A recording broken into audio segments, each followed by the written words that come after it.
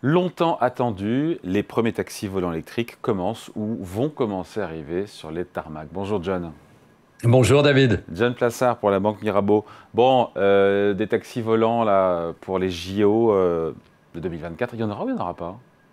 Bah écoutez, 110 euros, c'est la somme que vous pourriez payer, David, pour utiliser les taxis volants. En tout cas, c'est ce qu'avait déclaré en mai, c'est-à-dire il n'y a pas très longtemps de ça, le PDG d'Aéroports de Paris, ADP. C'était vraiment, ça fait depuis de nombreuses années, depuis que Paris a appris qu'ils allaient avoir les Jeux Olympiques en 2024, que c'est un objectif.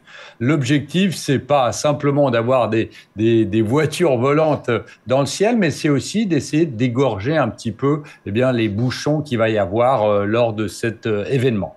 Bon, depuis quand elle date cette thématique? Bah, écoutez, c'est assez intéressant parce que j'ai été un peu plus loin et elle date, tenez-vous bien, de 1917. Hmm. C'est une personne qui s'appelait Glenn Curtis qui avait inventé, on voit des anciens, en noir et blanc, des anciens films où on voit, c'est des fameuses des espèces de petits hélicoptères qui s'appelaient autoplanes à l'époque. Et donc, évidemment, ça, c'est pour l'anecdote. Mais sinon, là où il y a vraiment une accélération, c'est en 2018 où vous avez la NASA qui a mis au concours la faisabilité d'hélicoptères ou de voitures volantes, hein, des taxis volants, avec deux exigences. La première, c'est qu'il y ait une certaine autonomie et que ce soit évidemment sécurisé. Et la deuxième, c'est pouvoir faire rentrer dans les mœurs pour que les gens n'aient pas peur de prendre un taxi volant, parce qu'évidemment, on a plein d'appréhensions avant de prendre un de ces engins. Pardon. Comment ça fonctionne concrètement?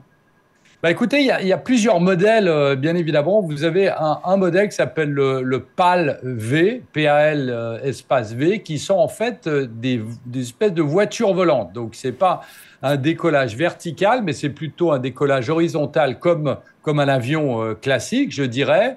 Mais ceux qui sont les plus utilisés maintenant, c'est ceux qu'on appelle les e-volt. C'est des engins à décollage vertical et atterrissage vertical électrique. Vous en avez qui ont notamment et qui a été créé par Archer avec une vitesse de 240 km/h et une autonomie de près de 100 km. Alors on me dirait c'est pas beaucoup, mais je rappelle ici qu'on parle d'électrique et aussi évidemment de taxi, c'est-à-dire que c'est pas pour ça que vous allez aller de la France à l'Allemagne ou traverser évidemment l'Atlantique. Donc on est dans une situation où on a de nombreuses entreprises qui utilisent donc surtout ce que j'avais dit, ce qu'on appelle le e-volt, c'est décollage vertical et avec la puissance électrique. Quelle est la croissance de ce secteur, de cette thématique?